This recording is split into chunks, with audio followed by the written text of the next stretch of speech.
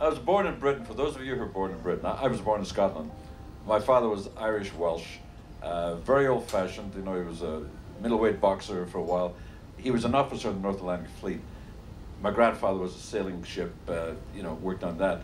If you're fortunate or unfortunate enough to come from a family like that, and you're living in Britain at that time when I was a kid, we were moved to Canada because my father was an officer, which is staying on the line of the maritime thing. He's the one who started me drawing ships because I grew up, he worked on the Queen Mary, which was close to where I was born in Glasgow. They were building the Queen Mary. So I was drawing because my father was a great artist, and I was drawing since I was a child the subject matter that he was working with.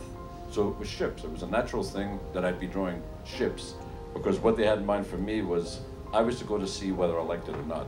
If you were the male child and you're a Kelly and you're a Deary and you're a Murphy and your father's an officer, you're going to sea.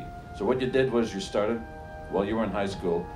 During your summer you were put on your first vessel, and I would work the coast of British Columbia out of Vancouver, handling cargo or work ferry boats, anything, as long as you were getting your sea legs. And then eventually I did a year and a half on board a lighthouse tender. I was stationed in Prince Rupert.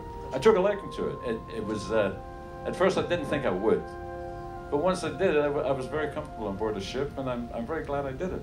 And what it did was it enabled me in the early years, as you were talking about, when I was painting ships, having served my duty time, I served on 4 ships altogether. By working aboard a vessel, you have a better feeling for painting a vessel. It's like anything else, do the subject matter first that you're most familiar with. You can always tell if an artist has sailed or not, because the ship is either in the water or on the water. And if you've sailed enough years, you know.